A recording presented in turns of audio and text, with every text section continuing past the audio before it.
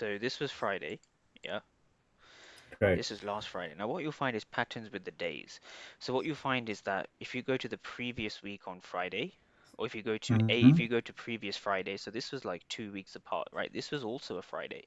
Just something to pay notice is that this was a Friday, but this was a Friday as well, right? So it's just something to bear in mind that look at what Friday is doing. Friday is consistently bullish, right? So it's you want to get good at recognizing the patterns.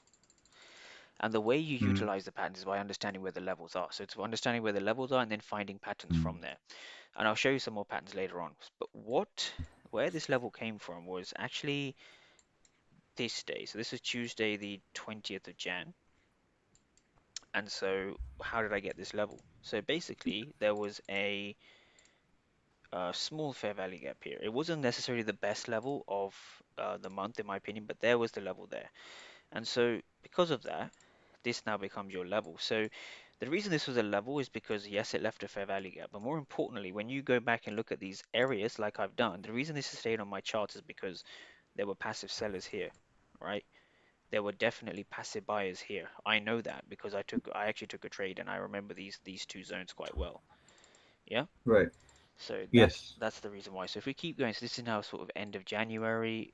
I mean, it's not a coincidence that the low of the week or the week started here bouncing higher again because what's happened is price created supply, price then created Right. demand, price then created demand, price was still holding as demand, right? So we're seeing one fair value gap give multiple absorption points.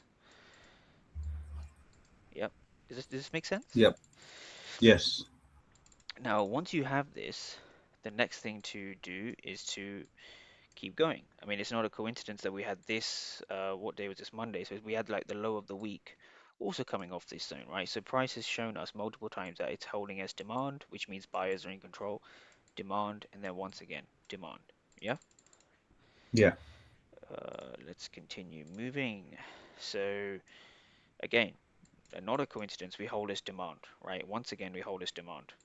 So what we're now looking for is we're seeing these large kind of pivot points or these whatever you want to call them, support and resistance, supply and demand, we're seeing the flips and the interactions taking place at these areas. So this is now a demand to supply flip. And the reason it's a key level is because it left a fair value gap and there were multiple absorption points. It's kind of, I think it's what you wrote here somewhere. Uh, You're right. Perfect absorption, aggression, delta flip. Yeah, so it's basically a The, flip zone from demand to supply. That's basically how, even if you look at Carmine, that's how he gets these levels. It's the same thing. yeah. So again, let me just leave that there. So what's going on now is if you go to Friday the 20, I don't know if you go back on the Discord and see I took a trade here, right? Even though it was very close to the equilibrium, so kind of chopped around, but it said we got the trade from this zone, right? So again, what happened was we are interested in areas where limit orders are resting. So these are going to be buy limit orders, so it creates a demand zone. Then we have supply zone, so it Supply. creates sell limit orders. And then from here, if you go back and scroll up on the Discord, I'll give this to you as a homework, maybe later on. This was a demand zone, right? Because it was a flip. So sell limit orders became buy limit orders, Right. basically. And also, it's important to note that all this activity actually derived from here. You see that? Mm. Now, Yeah. if you keep going, again, recognize the pattern, which was a Friday, the 20, sorry, it's a Friday basically. The date is not so important, it's a Friday.